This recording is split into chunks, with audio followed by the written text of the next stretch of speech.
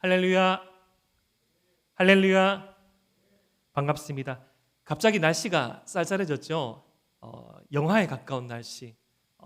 이제 점점점 여름 지나고 겨울이 오는 것 같아요. 참 이 두 가지 계절밖에 없는 그런 세월이 오지는 않겠죠. 하지만 제가 방금 기도드렸지만 비록 우리의 상황과 처지와 상황이 겨울과 같이 쌀쌀하고 힘들 수 있는 그런 여건을 지나도, 아니면 우리의 상황이 참 봄과 같이, 아니면 모함물이 소생하는 그 초여름과 같은 그런 절정의 시기를 지나도, 우리가 함께 드리는 이 예배 가운데 하나님께서 우리를 새롭게 살리시고 고치시고 우리에게 새로운 소망을 주시는 그러한 영적인 에너지가 충만했으면 좋겠습니다. 그러한 의미에서 우리 모든 지체분들 성령 충만하십시오. 은혜 충만하십시오. 말씀 충만하십시오. 우리 주님께서 주실 그 은혜를 기대하면서 우리가 더욱더 새로운 마음으로 오늘 이 예배를 함께 드리기를 원합니다. 오늘은 특별한 말씀입니다. 모든 말씀이 특별한 말씀이지만 오늘 이 말씀이 더욱더 의미가 있고 특별하다는 것은 드디어 이 성경 통독 구약을 지나서 신약에 오게 되었다는 것입니다. 이럴 때는 작은 환호 괜찮습니다. 박수를 쳐도 괜찮고요. 여기까지 오게 된 여러분들 너무너무 수고하셨습니다. 예. 여러분, 그 신약과 구약과 신약, 여러분 이 성경 말씀에서는 약속이 덧붙여져 있습니다. 구약은 오래된 약속, 오래전부터 되어진 약속, 신약은 새로운 약속, 특별히 이 약속, 언약, 이것이 붙어져 있는 이 말 자체가 바로 성경이라는 것입니다. 그렇습니다. 성경 말씀은 약속에 관한 말씀입니다. 우리 하나님께서 창세기부터 요한계시록에까지 우리를 향하신 은혜의 약속, 사랑의 약속, 구원의 약속이 기록된 말씀이 바로 성경 말씀인데, 우리는 이렇게 이번 주 이 신약 통독을 여는 이 문에서 이 신약의 제일 처음 말씀을 대하게 됩니다. 여러분, 이 약속의 말씀, 새로운 약속의 말씀인 이 마태복음의 제일 처음에 시작이 어떻게 시작됩니까? 바로 족보로 시작됩니다. 족보. 여러분, 이 족보를 맞이했을 때 여러분도 이 기나긴 그리고 높은 이 선지서를 통과한 여러분들은 조금은 덜 당황스러워 하셨겠지만, 사실 이 구약에 나와 있는 족보나 율법이나 그만큼 어려워하고 좀 이해되지 않는 것이 역대기에 나와 있는 족보, 창세기에 나와 있는 족보, 이 마태복음에 나와 있는 이런 족보를 좀 생소하게 여깁니다. 그런데 이 족보에는 하나님의 약속이 담겨 있음을 우리가 알고 이 말씀을 바라봐야 합니다. 자, 먼저 이 마태복음 말씀은 이 네 가지 복음서 중에서 첫 번째 기록된 것은 아니고 성경의 순서에 첫 번째 위치된 이 복음서입니다. 사랑하는 에바라위 청년 여러분, 복음서가 무엇에 관한 말씀입니까? 바로 복음에 관한 말씀이죠. 여러분, 이 복음은 누구의 생애, 누구의 사역을 기록한 말씀입니까? 바로 예수 그리스도의 그 사역, 예수 그리스도가 누구신가를 밝혀 쓴 말씀이 바로 복음인데, 마태복음은 예수님을 유대인의 왕으로 소개합니다. 다시금 강조합니다. 마태복음은 예수님을 유대인의 왕으로 강조합니다.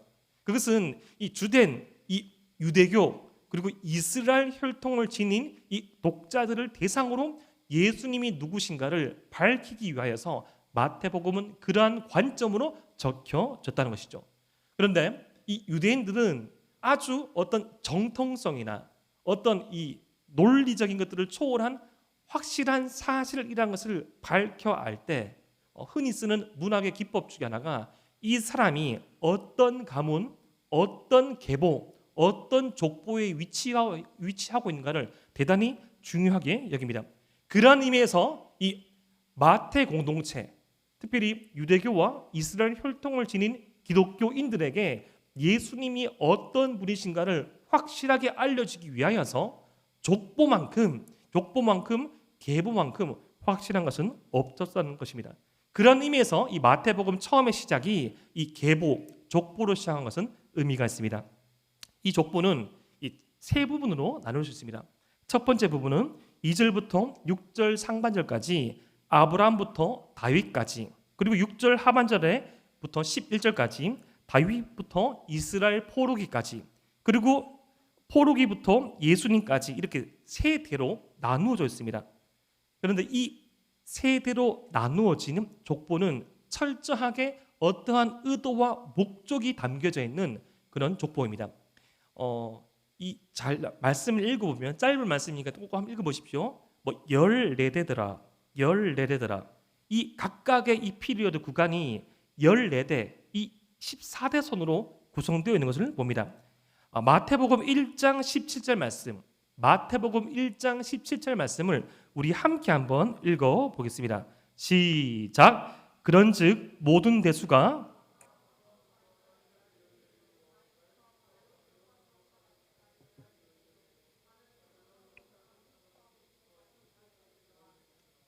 사랑하는 에바다윗 청년 여러분, 요 말씀만 이 2절부터 16절까지만 자세히 읽어봐도 14대가 아닙니다.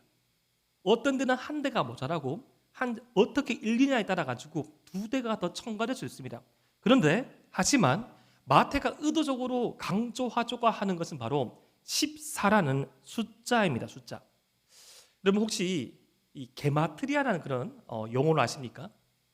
유대인들은 이 사람의 그 숫자, 원래 이 히브리어는 이 그 모음이 없고 자음으로 구성되어 있기 때문에 이 자음으로만 그 각각의 자음에 숫자가 부여되어 있는데, 예를 들어서 이 다윗이라는 그런 말을 숫자로 풀이하자면 이 달렛, 바우, 뭐 달렛 이런 식으로 4, 6, 4 이 세 개의 숫자가 조합이 되면 14라는 의미를 가지게 됩니다. 이 다윗이라는 이름에 가지고 있는 고유한 숫자가 바로 14라는 거죠. 그런 의미에서 요한계시록에서 우리가 그렇게 잘 알고 있는 666 또한 그런 게마트리아 용법으로 어떻게 풀이하면 뭐 네로가 되기도 하고 어떻게 풀이하자면 뭐가 되기도 한데, 꼭 그런 고유한 그런 의미를 가지고 있는 것을 지칭하듯이 나타내는 숫자적인 기법이 바로 이 게마트리아인데, 지금 이 유대의 문법의 양식인 이 게마트리아를 사용하여서 마태는 이 족보 가운데 다윗이라는 이름을 드러내고자 한 것입니다. 사랑하는 에바다윗 청년 여러분, 구약의 말씀을 우리가 읽어오면서 다윗이 어떠한 존재인지를 우리가 살펴보았습니다. 다윗은 하나님께서 이 땅 가운데 이룩하신 이 이스라엘 통일 왕국의 두 번째 왕으로서 하나님과 다윗 사이에 다윗 언약이라는 것을 맺게 되죠.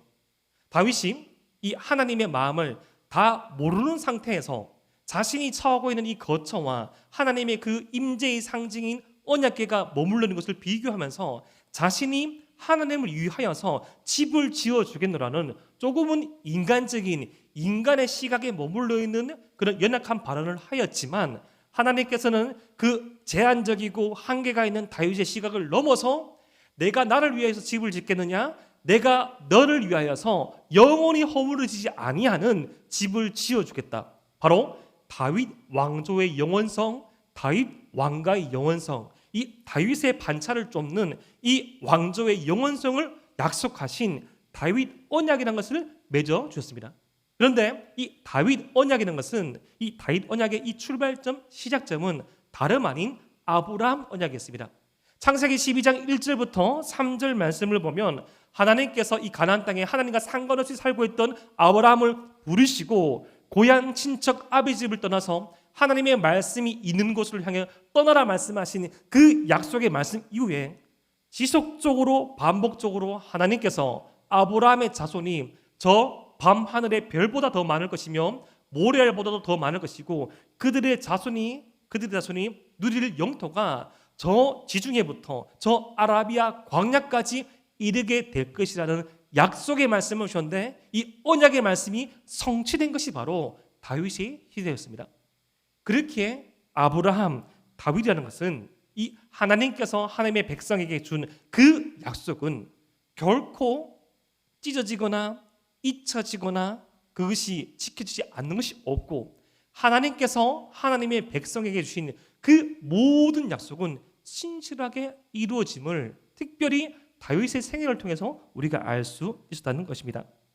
사랑하는 에바다윗 청년 여러분, 이 복음서의 처음 시작, 이 복음서의 처음 시작에 이 다윗이라는 이 인물을 부각함으로써 다윗과 아브라함에 맺은 이 언약을 기억하게 하심으로써 우리에게 신실하신 하나님을 드러내는 이 말씀이 우리에게 어떤 의미가 있습니까?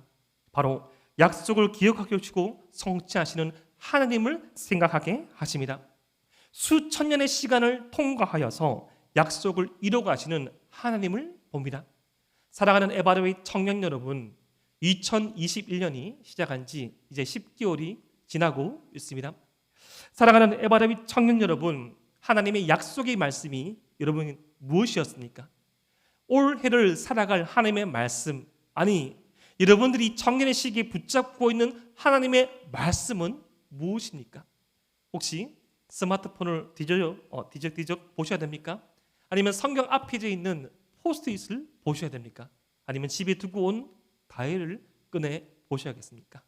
내 마음 가운데 있는 말씀, 내 마음 중심에 있는 말씀, 나의 삶을 견인하고 있는 그 말씀은 무엇입니까?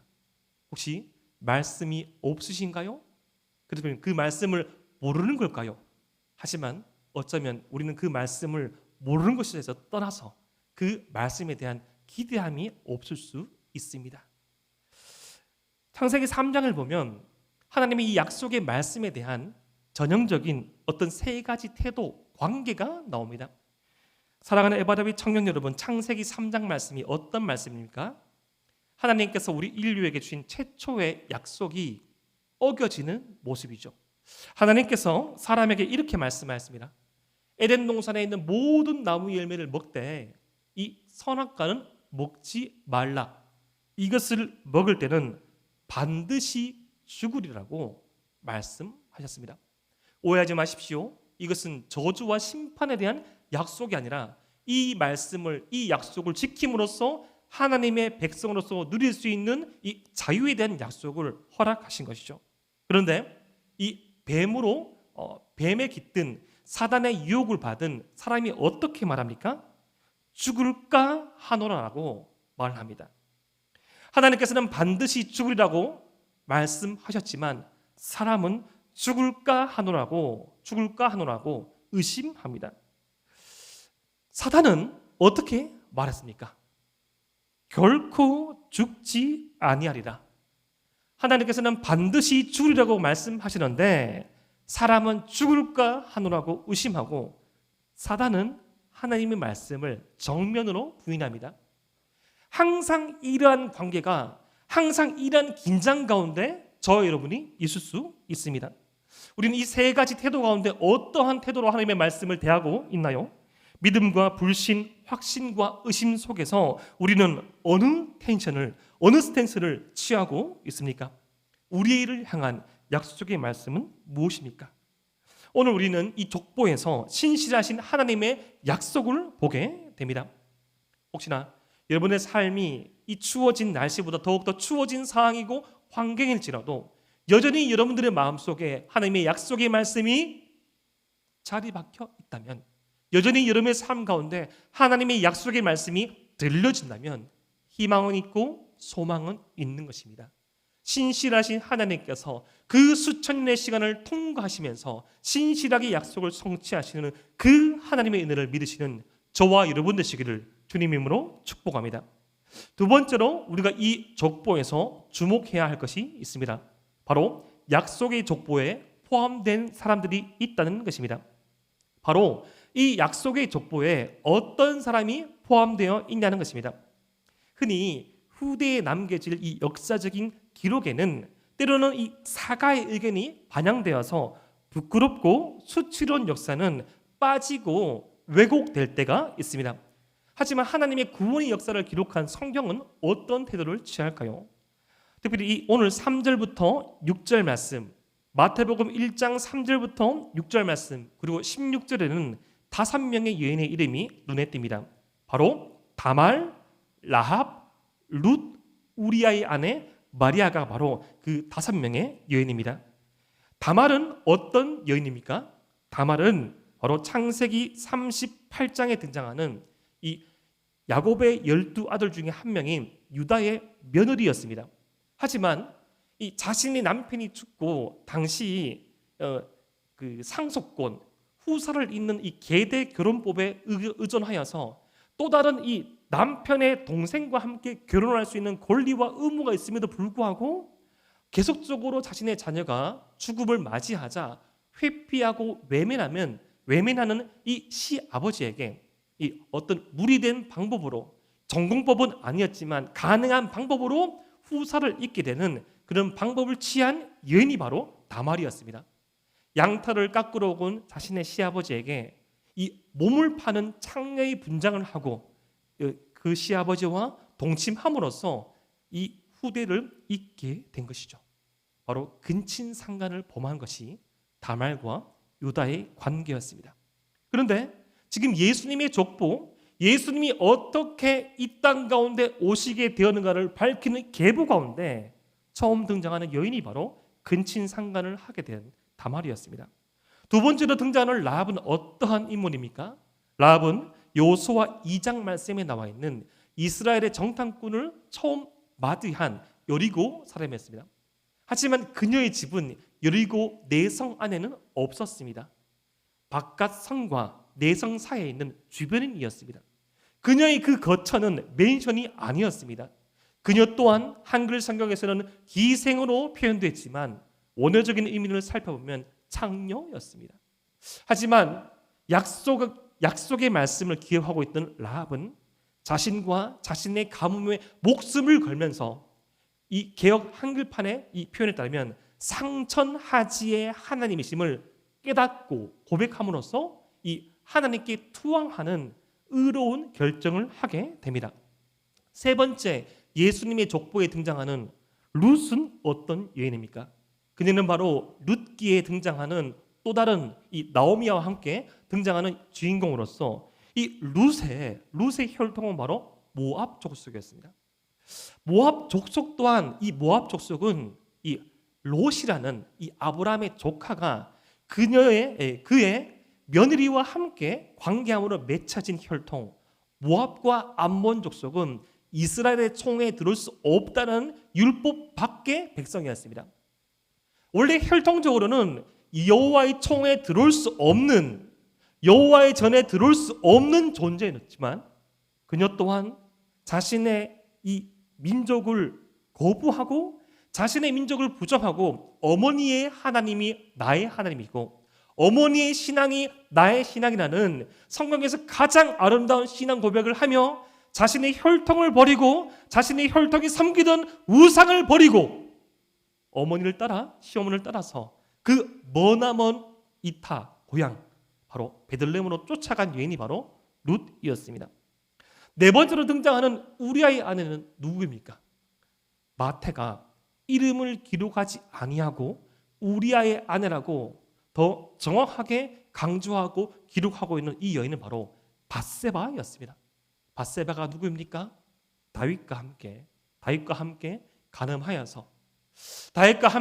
가늠하여서 그녀의 남편은 더욱더 정욕과 사람의 눈을 피하고자 살인죄를 저지른 이 다윗의 폭력에 앞서 희생당하였고 그녀와 다윗 사이에 처음 태어난 자녀는 죽게 되고 두 번째 태어난 자녀가 바로 솔로몬 여디디아, 하나님께 사랑을 입은 자라고 말했던 그녀 아닙니까? 입에 담기도 끔찍했던 사건이기에 마태는 의도적으로 우리아의 아내 우리아라는 히타이트 족속 이방인임에도 불구하고 여호와의 총에 들어올 수 없는 사람이었음에도 불구하고 하나님께 자신의 삶을 맡겨드리고 자신의 전생애를 맡겨드리고 자신의 민족을 부정하고 들어온 사람의 아내였지만 권력을 지닌 다윗에게 자신의 남편 또한 잊어버리고 자신 또한 그런 부정한 관계를 맺었던 여인의 이름을 이렇게 새겨 놓았습니다. 16절에 마리아는 어떻습니까? 예수님의 어머니 마리아는 예수님의 아버지 요셉과 정혼하기 이전에 성령으로 잉태되어서 배가 불러옴에 따라서 요셉이 그는 의로운고 겸손한 사람이어서 가만히 끊고자 하였습니다. 이것이 알려지게 되면 유대 율법에 따라서 돌에 맞아 죽게 되는데 알리지 않고 고발하지 않고 가만히 끊게 했던, 지금 우리는 기독교 신앙 안에 있어서 마리아가 성령으로 잉태된 것을 믿고 있지만 사람이 그런가요? 의심하죠. 안에 뗀 굴뚝에 연기 날까? 어떻게 사람이 성령으로 잉태할 수 있지? 복음서 말씀을 잘 읽어보면 예수님에 대해서 이렇게 비꼬아 말할 때가 있습니다. 이는 요셉의 아들이 아니냐. 예수님의 아버지는 정확하게 보면 누가복음에 보면 12세 이상에 등장하지 않습니다. 아마 일찍 세상을 떠날 가망이 많습니다. 사람들이 놀린 것이죠. 비꼬는 겁니다. 존재하지도 않는 이미 세상을 떠난 아버지 이름을 들먹거리면서 너는 아버지가 누군지 모르는 존재라고, 네가 자라난 나사렛에 걸맞는 그런 사생아라고 놀리는 존재가 바로 예수님이었습니다. 다말, 라합, 룻, 우리아의 아내 마리아까지. 사람들이 생각하는 한 가문 민족의 족보란 기록하고픈, 자랑하고픈 역사만을 기록한 것이 아닐까요? 우리 가문이 이렇게 믿음이 좋습니다. 5대 신앙입니다. 선교사님으로부터 전도를 받았습니다. 직분자는 누가 계시고 교육자는 누가 계시고 우리 집안이 어느 한 교회에서 어떤 위치를 차지하고 있고 어떤 교회를 세웠습니다. 신앙의 영역이 아닌 다른 영역에서도 우리 집안 아버지는 이런 일을 하시고 어머니는 이렇게 하시고 이렇게 공부하였고 저렇게 하였습니다. 어디서 어디까지 근무를 하셨고 어디서 어떤 이사를 하셨고 어떤 논문을 등재하셨고 어떤 곳에 살고 있습니다. 사람은 많은 경우에 자신의 가문과 자신의 개인의 역사를 강조하고자 할 때 이런 역사를 감히 넣진 못하죠. 오해하지 마십시오. 예수님의 족보에 올리지 않는 여자만 드는 것은 절대 아닙니다. 절대 다수적으로 더 많은 남자들이 이 족보에 올리지 않습니다. 아브라함은 어떤 인물입니까? 하나님께 약속의 말씀을 받았음에도 불구하고 이삭을 놓기 전까지 하나님의 약속의 말씀을 듣고 비웃었던 사람입니다. 그래서 그 아들의 이름이 바로 웃음 이삭이죠. 이삭은 어떤 인물입니까? 그 아브라함 자신의 아버지에 이어서 족장에 되었지만 아내를 뺏길까 자신의 아내를 누이라고 속인 사람이었지요. 이삭의 아들 야곱은 두말할 것이 없지요. 야곱의 12아들들은 어떤 존재였습니까?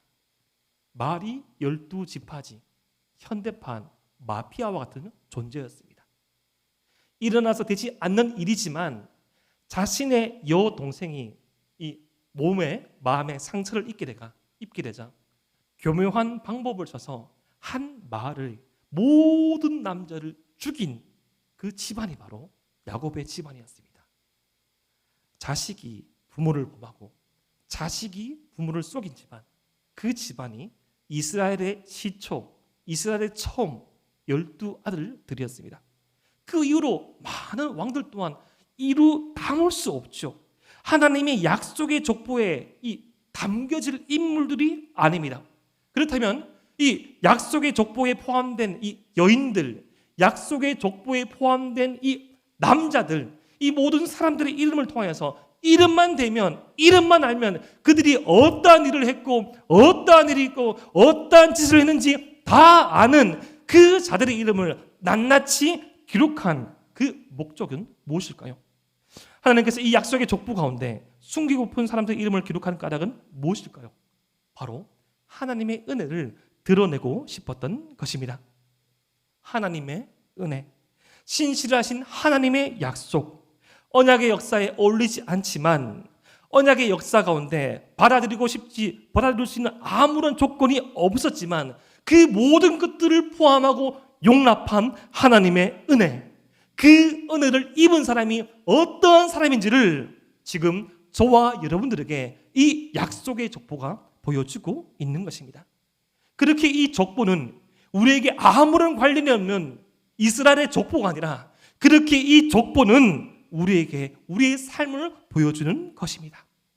선한 것이라고는 단 하나도 찾아볼 수 없는 우리를 구원의 역사에 포함시켜 주시며 생명책에 이름을 새겨주신 하나님, 오직 은혜로만 설명될 수 있는 인생, 오직 은혜로만 덧칠된 우리의 인생.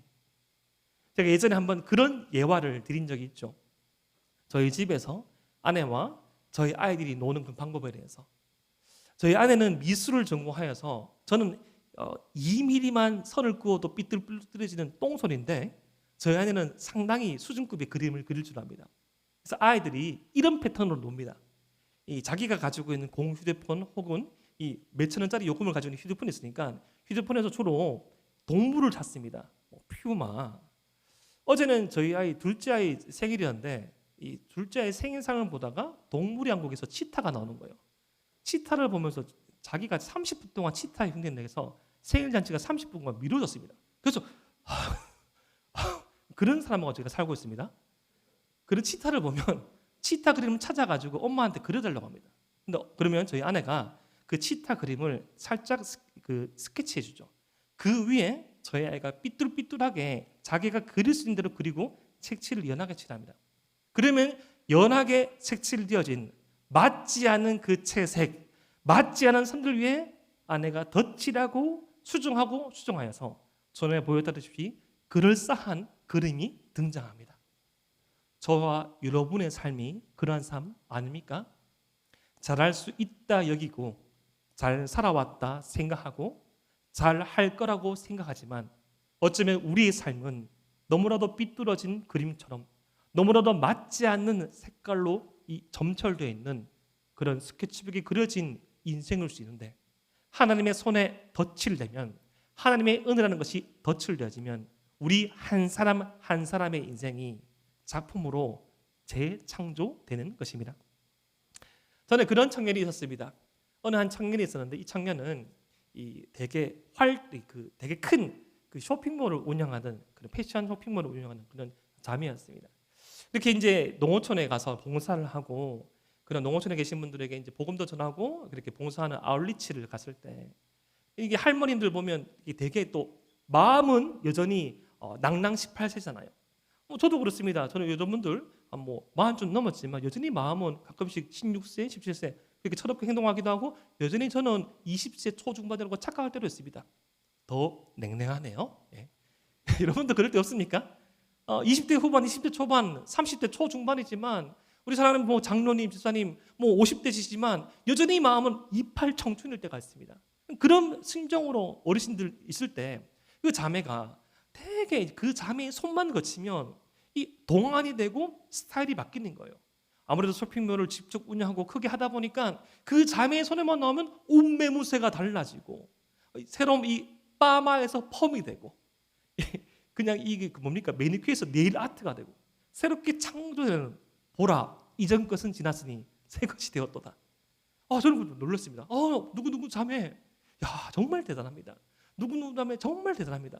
근데 그 자매의 한마디가 아직까지도 저희 그런 기억에 내리 박혀졌습니다.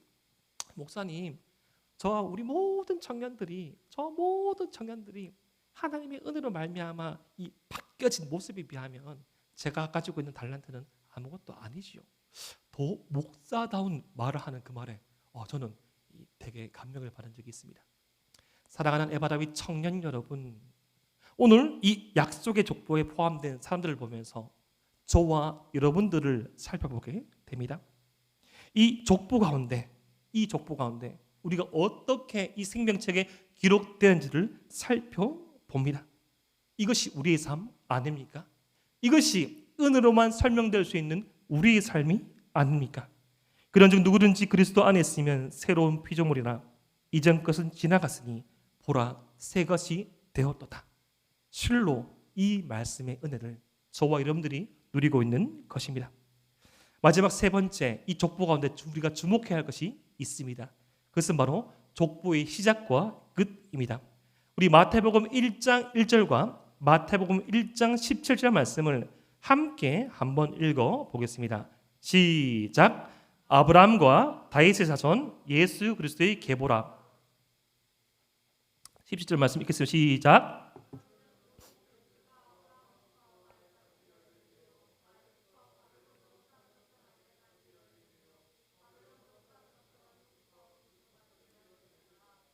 아멘.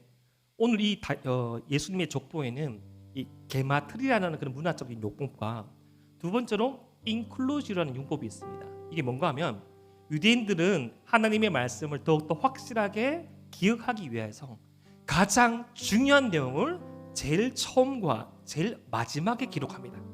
자, 오늘 이 1절 말씀을 이 원어의 순서로 보게 되면 이렇게 우리는 읽을 수 있습니다. 계보 예수 그리스도 다윗과 아브라함의 후손. 다시 읽어드릴게요. 계보 예수 그리스도, 다윗과 아브라함의 후손. 처음 이 족보의 계보의 시작이 바로 예수 그리스도로 시작합니다. 그리고 마지막 17절 말씀은 원어적으로 보면 마지막에 예수 그리스도로 마쳐가 되겠습니다. 예수 그리스도로 시작하여서 예수 그리스도로 끝이 납니다. 강조하는 내용을 시작과 끝에 배치함으로써 그 중간의 모든 내용들을 시작과 끝으로 통일시키는 인클루지어 용법이 예수님의 족보 가운데 포함된 것이죠. 결국 오늘 이 마태복음 1장의 예수님의 계보는 하나님의 구원 역사의 시작과 끝이 예수 그리스도임을 저와 여러분들에게 보여주고 있는 것입니다. 처음과 끝이 예수 그리스도이시기에 그 중심과 방향도, 그 구원 역사의 중심과 방향도 예수 그리스도입니다. 마태가 족보를 통하여서 우리에게 보여주고 싶은 결론이 바로 예수 그리스도입니다. 중간에 어떠한 내용이 있든지 우리의 아내 라합, 룻, 아브라함, 이삭, 야곱, 그 실패한 왕들의 이름, 그것들이 있을지라도 그 처음과 끝이 예수 그리스도에게 그것으로 설명될 수 있는 것입니다. 우리의 삶은 무엇으로 시작하여 무엇으로 끝이 납니까? 우리의 삶은 무엇으로 요약할 수 있는 것입니다. 나로 시작하고 나로 취업을 꿈꾸고 취업하였더니 그 취업이 의미가 없어지게 되고, 나로 사랑을 꿈꾸고 나를 위해서 사랑을 하였더니 그 사랑에 실패하고 나만 남게 되고, 나를 중심으로 살아가고 아무것도 하지 않았더니 아무것도 하지 않는 나만 남게 되고, 어쩌면 우리 또한 나란 인클루지어를 선택하고 있는지도 모르겠습니다. 나로 시작하여서 나로 끝나는 삶, 내가 시작이고 결론도 나인 삶, 나를 위해 아무런 의미 없게 살았고 결국 그 무의미도 나인 삶, 나로 시작해서 나로 끝나는 인생. 이 시대는 그렇게 살아라고 우리에게 말합니다. 그런데 그런 나란 존재는 너무나도 연약합니다. 너무나도 수동적입니다.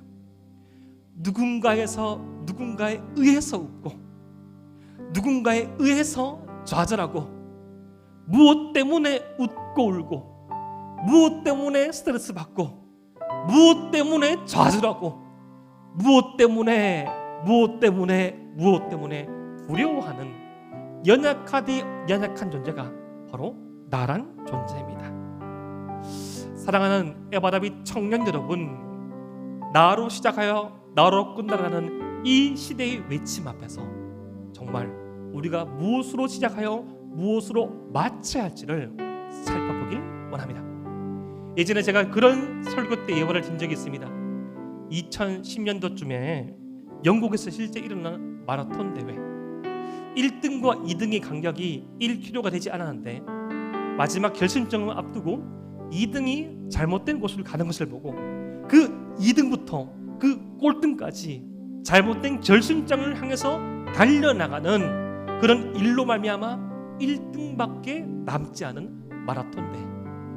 이 세상은 어쩌면 나로 시작하여 나로 끝나는 그 마라톤과 같아서 그 앞서가듯이 보이는 그 사람을 향해서 갈 때 그 목적지가, 그 도착지가, 그 여정이 주님께서 우리를 위해 예비한 것이 아니게 만족함이 없고 더 심해져가는 갈증과 갈망과 비교와 불안과 우려가 넘쳐나는 생애 가운데 우리가 있을 수 있다는 것입니다. 다수가 생각하는 것이 옳은 것이 아닙니다. 유행에 민감하여 유행을 잘 반영하고, 세상의 시간표에 예민하고, 세상이 매기는 점수에 민감하고, 주류에 편승하지 않으면 불안해하는 것이 어쩌면 당연할 수 있지만, 모두가 간다고 하여서 그 길의 끝이 주님께서 우리를 향해서 예배하신 그 길이 아닐 수 있다는 것을 우리가 명심해야 합니다. 창세기 4장과 5장에 성경의 제일 처음에 보면 또 다른 족보가 나옵니다. 두 개의 족보가 나와요. 바로 가인의 후손의 족보가 나옵니다. 그들은 무엇을 했고 무슨 문명을 만들었고 무슨의 대표자라고 그들이 한 업적을 자랑하듯 기록하고 있지만 그들이 이 땅 가운데 살아간 그 명수는 세월은 기록하지 않습니다. 무슨 의미일까요? 주님 보시기에 무엇을 했는지가 중요한 것이 아니라 누구를 위해서 산 것이 가장 중요하다는 것이죠. 많은 것을 했다고 하였지만 하나님의 생명책에 기록되지 아니하는, 계수되지 아니하는 삶. 반면 이 아담의 계보를 보면 살고 죽었더라, 살고 죽었더라. 하나님의 그 계수의 카운팅 안에는 들지만 여전히 이 예수님이 오시기 이전에 구약의 시대기에 그들 인간의 힘으로 다 이룩할 수 없는 구원의 여정을 보여주는 것이죠. 오늘 마태복음 1장 1절 이후에 이 신약의 말씀, 이 신약의 시대를 살아가는 저와 여러분들에게는 낳고 낳는 새로운 생명이 또 다른 생명을 꿈꾸고 잉태하며 출산하고 양육할 수 있는 생명 확장과 전파 역사를 우리에게 보여줍니다. 목사님, 저 하나의 몸도 세우기 힘든데요. 아니요, 우리 주님께서 그것이 가능하다고 말씀하십니다. 족보로 시작한 이 마태복음의 말씀은 이 마지막은 마태복음 28장 18절부터 20절 말씀에 이렇게 끝이 나게 됩니다. 예수께서 나와 말씀하여 이르시되 하늘과 땅의 모든 권세를 내게 주셨으니 그러므로 너희는 가서 모든 민족을 제자로 삼아 아버지와 아들과 성령의 이름으로 세례를 베풀고 내가 너에게 분부한 모든 것을 가르쳐 지키게 하라. 볼지어다 내가 세상 끝날까지 너희와 항상 함께 있으리라 하시니라. 이 말씀의 끝도 원어적으로는 예수 그리스도십니다. 예수 그리스도로 시작하여서 예수 그리스도로 끝나는 그 삶의 결론은 나를 넘어선 열방 가운데 주님의 증인으로 사는 것입니다. 내가 몸담고 있는 이 사회, 내가 맺고 있는 이 관계, 내가 하고 있는 이 일, 내가 장차 하게 될 이 일들을 통하여서 사마리아와 땅끝까지 일어나서 주님의 증인이 된다는 것이죠. 주님을 증언할 수 있는 사람, 주님을 증명할 수 있는 사람, 주님을 살아내는 사람이 바로 저와 여러분 사랑하는 에바다윗이라는 것입니다. 오늘 말씀을 통하여서 우리에게 주신 이 은혜의 말씀을 통하여서 이 말씀 붙잡고 우리에게 주신 이 사명을 잊지 아니하고 수천 년의 시간 가운데 신실하게 흘러오는 약속의 말씀을 붙잡는 저와 여러분 되시기를 주님 이름으로 축복합니다.